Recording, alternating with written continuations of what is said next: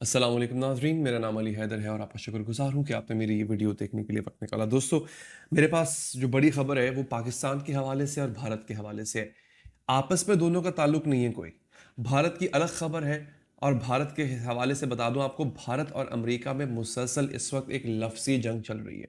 ये दोनों मुल्क एक दूसरे के बहुत करीब थे, लेकिन अब इन दोनों मुल्कों में ठन गई है, जो कि एक बड़ी खबर है। दूसरी खबर है पाकिस्तान और ईरान के हवाले से। दोस्तों, पाकिस्तान में इस वक्त ईरान के प्रेसिडेंट मौजूद हैं, मंजूर पेज़ेश्किन, और वो उन्होंने यानी पाकिस्तान ने और ईरान ने जो आपस में एक कॉपरेशन की एक नई दागबेल डाली है, वो बहुत बड़ी है, वो बड़ी हैरान कुन है। इस सब में पाकिस्तान का जो किरदार है वो मुझे बड़ा मुख्तलिफ नज़र आया है। ये पाकिस्तान इस वक्त अमेरिका के भी बहुत करीब हो गया, ये पाकिस्तान ईरान के भी बहुत करीब हो गया। तो ये बड़ी एक अचंभे वाली बात है। आपको पता है कि मैं अपनी हर वीडियो में आप लोगों से रिक्वेस्ट करता हूँ, गुजारिश करता हूँ कि आप दोस्त अपने कमेंट्स जो है वो वीडियोस में ज़रूर दिया करें, क्योंकि मैं अपनी हर वीडियो में आपके कमेंट्स पढ़ता हूँ, ये एक हमारा ट्रेडिशन।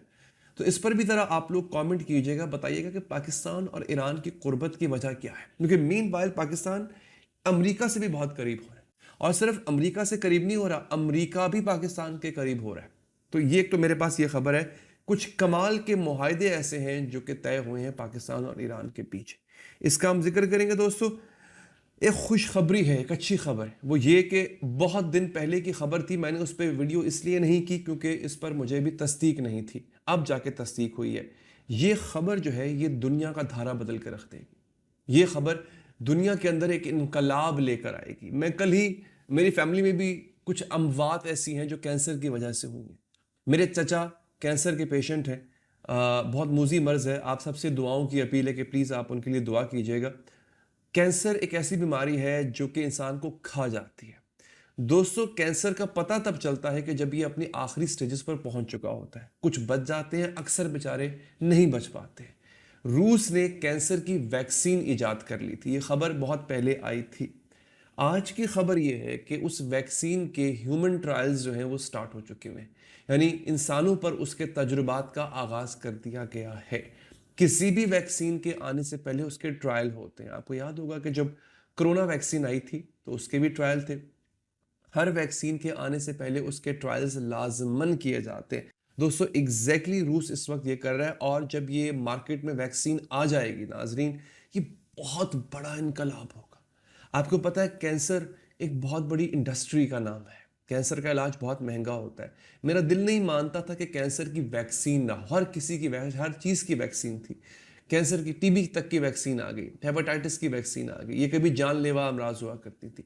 लेकिन अब इसकी चूंकि वैक्सीन आ चुकी हुई है, तो इस बहुत बड़ी हेल्थ इंडस्ट्री का भी बेड़ा गर्क होने जा रहा है, जो लोगों की बीमारियों पर पैसा कमाया करते थे। दोस्तों, अब हम बात करते हैं ऑस्ट्रेलिया की। जो खुश कर दिया ना ऑस्ट्रेलिया ने, मज़ा आ गया। और जब जब मैं किसी और मुल्क, ख़ास तौर पे वो मुल्क जो मुसलमान नहीं है, जहाँ मुसलमान आबादी बहुत कम है, उस मुल्क को अहले गज़ा के लिए बाहर निकलते देखता हूँ ना, मुझे खुशी तो होती है, मुझे दुख भी होता है कि ये काम हम क्यों ना कर पाए। अफसोस होता है मुझे इस बात पे कि हमने कुछ नहीं किया। आज भी पाकिस्तान के अंदर आप गज़ा के लिए रैली निकालना चाहें दोस्तों, आप नहीं निकाल सकते। अब मैं आपको ये इमेजेस दिखाता हूँ, ज़रा आप ये इमेजेस देखें, आप हैरान रह जाएंगे। ये अहले गज़ा हैं, ये गज़ा के साथ हो रहा है। Can you imagine? ये अहले गज़ा के लिए ऑस्ट्रेलवी निकले हुए हैं। गोल्डन ग्रेज गेट ब्रिज जो है वो चौक हुआ हुआ है, आप देख सकते हैं इस वक्त तस्वीरों के अंदर। शायद वीडियो भी चला पाए हम, अगर एडिटर साहब ने इजाज़त दी तो आप ये देख लीजिए कि किस कदर सॉलिडारिटी का सबूत दिया। ये ऑस्ट्रेलिया की बात कर रहा हूँ। और कल की खबर, कल की वीलॉग में मैंने आपको एक खबर दी थी कि ऑस्ट्रेलिया ने अपने हथियारों की जितनी भी सेल थी जो कि इसराइल को जा रही थी, बंद कर दी है। यूरोपीय ममालिक, स्पेन, फ्रांस को देख लीजिए आप, आयरलैंड, उसके बाद नीदरलैंड, फिर स्वीडन, ये कल की खबरें मैंने दी थी आपको। इन मुल्कों ने, नीदरलैंड ने तो बाकायदा तौर पे जो सफ़ीर था इसराइल का, निकाल दिया उसको। ये बड़ी खबर है दोस्तों। मुसलमान ममालिक में ऐसी कोई खबर सामने नहीं आ रही, जो कि अफसोस की बात है दोस्तों। अच्छा, ये हो गया। अब रूस ने ट्रंप को धमकी दी है, इसके बारे में भी आपको मैं तफसीलात बताऊंगा क्या धमकी है। और दोस्तों, भारत ने अमेरिका को मुंह तोड़ जवाब दिया है। भारत और अमेरिका में आखिर हो क्या रहा है, ठन क्यों रही है, इसके बारे में भी आपको बताऊंगा। आखिरी चीज आपको बता दूं, एक बहुत बड़ा अखबार है इसराइल का, उसका नाम है हैरेट्स। उसके अंदर इसराइल के एक बहुत नामवर लिखारी, नामचीन लिखारी हैं, उन्होंने फ़लस्तीन की मजम्मत की है और अखबार जो हैरेट्स है उसमें वो मजम्मत छप भी गई है। ये है वो शिफ्ट जिसका मैं पिछले 2-3 दिन से जिक्र कर रहा हूँ कि इस शिफ्ट ने दुनिया को बदल के रख दिया नाज़रीन। तो आइए हम अपने इस वीडियो का आगाज़ करते हैं, लेकिन उससे पहले हमेशा की तरह आपसे एक दरख्वास्त रहती है। दरख्वास्त मेरी ये है नाज़रीन कि इसराइल एक लानत है, एक नासूर है इस दुनिया के माथे के ऊपर। इस पर लानत भेजा करें। लानत एक ऐसी दुआ है जिसका मतलब है अल्लाह ताला इस पर से, उस शख्स पे या उस मुल्क से, उस गिरोह से अपनी नेमतों को उठा ले। लानत, अल्लाह ताला ने कुरान मजीद में भी लानत भेजी है शयातीन पर, जालिमीन पर, मुनाफिकीन पर, मुशरिकीन पर। तो दोस्तों आप भी सवाब समझ के इसराइल पर लानत भेजिए। हो सके तो कमेंट बॉक्स में कमेंट कर दें। मैं आप सबकी जो जो लानत भेजी गई होगी उसको मैं दिखाऊंगा। मैं चाहता हूं कि वहां तक पहुंचे। अब दोस्तों आगाज़ करते हैं। पाकिस्तान ईरान ने एक मेजर कॉपरेशन डॉक्यूमेंट साइन किया है। पाकिस्तान की जितनी भी एक्सपोर्ट्स हैं, अब वो जो यूरोप और रूस जाती थी वो वाया ईरान जाया करेंगी ड्राई पोर्ट के ज़रिए। इससे पहले समंदर का रास्ता अपनाया जाता था, बहरे हुर्मुज़, और फिर वहाँ से आगे। ईरान ने जो राहदारी पाकिस्तान को दे दी है, इससे होगा क्या? इससे पाकिस्तान की जो एक्सपोर्ट्स का जो दौरानिया है वो और कम हो जाएगा। जो वक्त लगता था एक शय को दूसरी जगह पहुंचाने के लिए, उसमें कमी वाक़ हो जाएगी। अब इस वक्त की बचत से होगा क्या दोस्तों? कॉस्ट नीचे आएगी। हमारी एक्सपोर्ट की कॉस्ट जितनी कम होगी उतना ज़्यादा हमें प्रॉफिट होगा, उतना ज़्यादा ज़र मुबादला पाकिस्तान में आएगा, पाकिस्तान तरक्की करेगा। ये एक बड़ा फायदा हुआ। Both countries will cooperate in the field of technology and increase trade to $10 billion. 10 अरब डॉलर तक की ट्रेड भी करेंगे। दोस्तों सवाल यहाँ पर यह है कि आज से पहले पाकिस्तान ने ईरान के साथ ऐसे मुआहदे क्यों नहीं किए? अमेरिका का प्रेशर रहता था।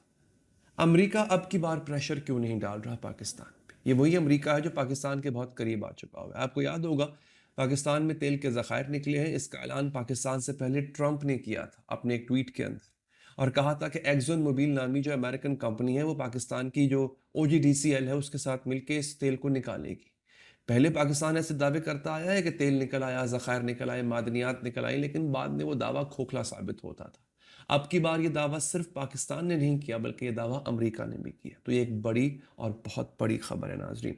ईरान में और भी मुआहदे हुए हैं। अच्छा, इसके साथ साथ इस वक्त जो है वो रॉयटर्स अखबार है, बहुत बड़ा अखबार है, बल्कि खबर रसां एजेंसी है, अखबारों को खबर ये लोग देते हैं।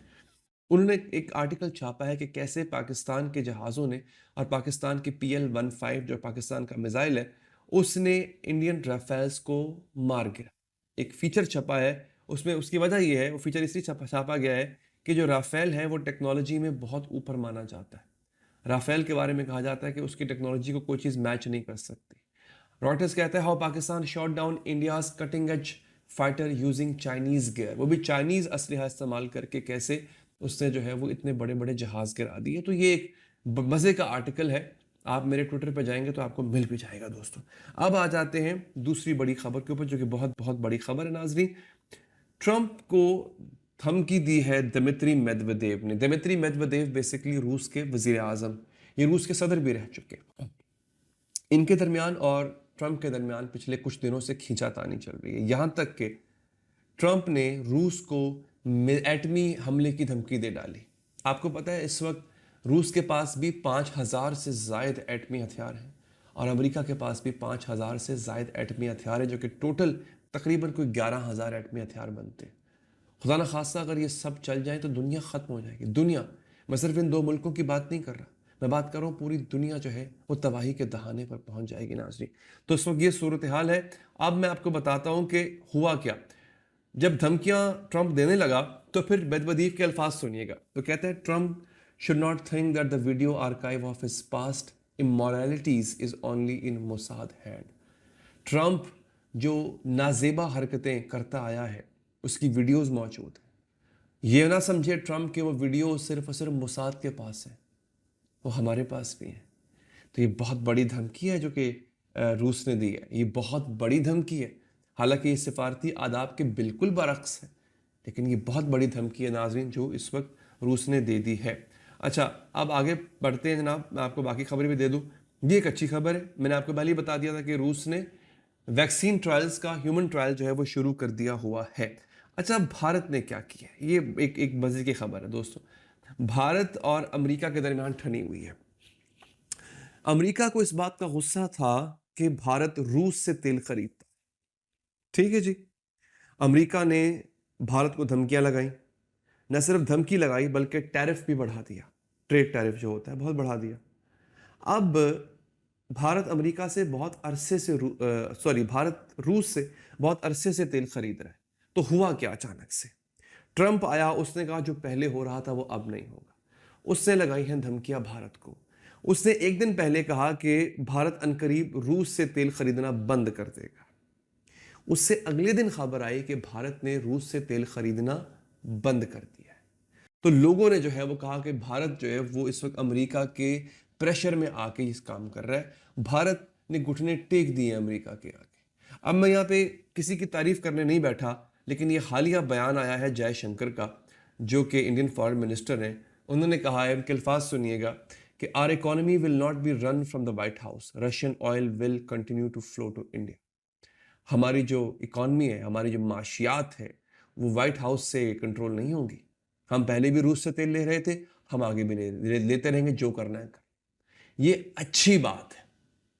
भले ही पाकिस्तानी जो लोग देख रहे हैं वो कह रहे होंगे भारत हमारा दुश्मन है तो ये क्या कर रहा है। लेकिन जिसकी जो अच्छी बात है वो सराहनी चाहिए। भारत ने अमेरिका को आंखें दिखाई हैं। एग्जैक्टली इसी तरह से आपके मुल्क में किसी ने अमेरिका को एब्सोल्युटली नॉट कहा था। आपको याद है? उस एब्सोल्युटली नॉट कहने पे उस शख्स को आज तक जेल में रखा गया है, उसको सजा दी गई है। ये उसकी सजा है। तो ये एब्सोल्युटली नॉट जो है वो भारत ने अब अमेरिका को कह दिया है, जो कि मुझे लगता है कि उसने सही किया है, क्योंकि अमेरिका पूरी दुनिया को डिक्टेट नहीं कर सकता। हमारी मर्जी, हम जिससे तेल खरीदें, जिसको बेचें। इस तरह से पाकिस्तान भी आज़ाद है, इसी तरह से हिंदुस्तान भी आज़ाद है। इन सबको अपने अपनी इकॉनमी चलाने का और अपने अपने तरीके से इकॉनमी चलाने का पूरा पूरा हक है। नाजरीन, हैरिट्स अखबार की जरा सुन लीजिए। ये आपने सिडनी के तो मनाजिर देख ही लिया दोस्तों। क्रिस्टियन एमनपॉर बहुत बड़ी एंकर है। 1992 की गल्फ वॉर को इन्होंने लाइव रिपोर्ट किया था, वहां से इनका नाम बना। वह सीनियर जर्नलिस्ट हैं क्रिस्टियन एमनपॉर। उन्होंने भी ट्वीट किया है हैरिट्स के इस ट्वीट को। World renowned Israeli writer David Crossman said, coming to the realization that Israel is committing genocide was extremely painful, but he now has a moral obligation to speak up. ये बहुत बड़ी बात है। वो कहता है जनाब, बहुत हैरिट्स कह रहा है कि दुनिया का जाना माना Israeli Likhari writer David Grossman कहता है कि मुझे इस बात का एहसास हुआ कि इजराइल नस्ल कुशी कर रहा है, फ़लस्तीन के अंदर जेनोसाइड कर रहा है, और मेरे लिए बड़ा दर्दनाक था। बट अब उसको लगता है, उसकी ये मॉरल ऑब्लिगेशन है कि वो इसके खिलाफ आवाज़ उठाए। ये कौन कह रहा है? डेविड ग्रॉसमैन कह रहा है, इजरायली राइटर कह रहा है। क्रिस्टियन एमनपॉर CNN की लीड एंकर, वो भी कहती हैं दिस इज ह्यूज, ये बहुत बड़ी बात। The very first order of business to organise massive food, water and medical convoys into Gaza, including surviving hostages now. वो भी इस बात को एंडोर्स कर रही है कि अहले गजा पर से जो एक इंसानी कहत का मुसल्लत किया गया है उसको उठना चाहिए है। दोस्तों, ये है इस वक्त आज का मंजरनामा। ये बहुत इंपॉर्टेंट, अगर आप देखें, मेरा थोड़ा गला ख़राब है इसलिए मैं बहुत उस तम तराक से बात नहीं कर पा रहा, लेकिन अगर आप देखें तो ये बहुत बड़ी खबरें हैं दोस्तों, जिनके बारे में इस वक्त मैंने आपके सामने जिक्र किया। अब आते हैं आपके उन वीडियोस के बारे में और बात करते हैं जो कि आप मुझे भेजते रहते हैं, आपके कमेंट्स के बारे में। दोस्तों, बहुत अच्छे कमेंट्स लगते हैं, बहुत मज़ा आता है आपके कमेंट्स पढ़ के। यूट्यूब पर जो आप दोस्तों ने कमेंट्स किए मेरी पिछली वीडियो के, उसका मैं जिक्र कर देता हूँ। इमरान खान के बेटों का तहलका खेज इंटरव्यू, बाप को 22 घंटे रोज़ कहाँ रखा जाता रहा, हैरत अंगेज इंकशाफात, इसराइलियों की तारीखी बेइज्जती, चीन की अमेरिका पर हमले की धमकी। तो दोस्तों, ये वीडियो आपके सामने मैं ला चुका हूँ। अल्लाह ताला ने पाकिस्तान को तमाम नेमतों से नवाजा है सिवाय हुब्बुल वतनी के, मकसूद अहमद साहब लिखते। अच्छा, सादिया कहती हैं अल्लाह ताला पाकिस्तान पर रहम फरमाए और दज्जाल ट्रंप के शर से महफूज रखे। अच्छा जनाब, ये भी आगे खबर जी आपकी। फिर मोहम्मद खान साहब कहते हैं या अल्लाह यहूदी ईसाई जालिमों पर उनका साथ देने वालों को तबाह कर दे। ये मैं आपके यूट्यूब और फेसबुक के कमेंट्स जो है उनको एक साथ पढ़ रहा हूँ। अच्छा जी, ले जनाब आगे। पॉलिटिशियंस और फौज सब कहाँ जाएंगे, आवाम को कुछ नहीं मिलेगा। अच्छा जनाब, बड़ी बात है। ये देखिए कितने आप लोगों के कमेंट्स रहे हैं, वो आप लोग जब कमेंट्स करते हैं तो अच्छा लगता है, क्योंकि हमें सीखने को मिलता है दोस्तों आपके कमेंट से। जो आपके फेसबुक के कमेंट्स हैं नाजरीन, मैं वो भी पढ़ देता हूँ ताकि उसका भी जो है वो अजाला हो जाए। ये ना हो कि हमारे फेसबुक के दोस्त कहें कि आपने हमारे कमेंट्स तो पढ़े ही नहीं। लेकिन आप जो आपके फेसबुक के कमेंट्स पढ़ते हैं, दाऊद कासिम लिखते हैं, अली भाई जिस तरह इमरान खान के बेटों ने पहली दफ़ा अपने बाप के साथ होने वाली नाइंसाफ़ियों पर इंटरव्यू दिया है, इसी तरह आपने पहली दफ़ा अपने मुल्क की दाखिली हालात पर थोड़ी बहुत बात की है। वैसे मेरे ख्याल में आप रोज़ाना की बुनियाद पर अपने मुल्क के अंदरूनी हालात पर भी बात करनी चाहिए। आप क्या मशवरा देते हैं? आप ज़रा कमेंट बॉक्स पर बताइए कमेंट करके कि मैं इंटरनेशनल रिलेशंस पर तो बात करता ही करता हूँ, तो क्या मुझे मुल्क की हालात पर भी बात करनी चाहिए? आप प्लीज़ कमेंट बॉक्स में मुझे मशवरा दीजिएगा। जितने ज़्यादा कमेंट्स आएँगे मैं फिर उनको इंशाल्लाह कोशिश करूँगा कि मुल्क की हालात पर भी वीडियोज़ बनाई जाए। खिज़र अयाद लिखते हैं, भाई आप बहुत सारी न्यूज़ देते हैं, थैंक यू सो मच। बहुत शुक्रिया जनाब आपका। अब्दुल सलाम साहब ने भी कमेंट किया है। कासिम जरगर कहते, हैदर भाई आप सैयद हो, आपका एहतराम लाजमी है। थैंक यू, बहुत शुक्रिया। प्लीज़ ये बताएं कि जो पाकिस्तान के दुश्मन करते हैं, ये कहते हैं वो पीटीआई, अच्छा मुझे समझ नहीं आ रही, पता नहीं क्या लिखा है आपने, बहुत शुक्रिया आपके कमेंट का दोस्तों। मे 9 इज़ प्लांटेड, अच्छा अल्लाह ताला हमारे मुल्क को कौम की हिफाजत फरमाए। अच्छा बहुत से दोस्त हैं जिन्होंने दुआएं दी हैं, जिन्होंने बहुत प्यार की बातें की हैं। अच्छा एक साहब लिखते हैं, सलाम अर्ज़ है अली हैदर साहब, आपका तज़िया बड़ी गौर से सुनते हैं, बहुत शुक्रिया। जिनकी बात कर रहे हैं ये गुलाम दर गुलाम हैं, इस वक्त तेल की क्या दुनिया की कोई भी चीज़ अमेरिका मांगेगा ये देने के लिए तैयार हैं, सिर्फ और सिर्फ अपनी कुर्सियां बचाने की खातिर।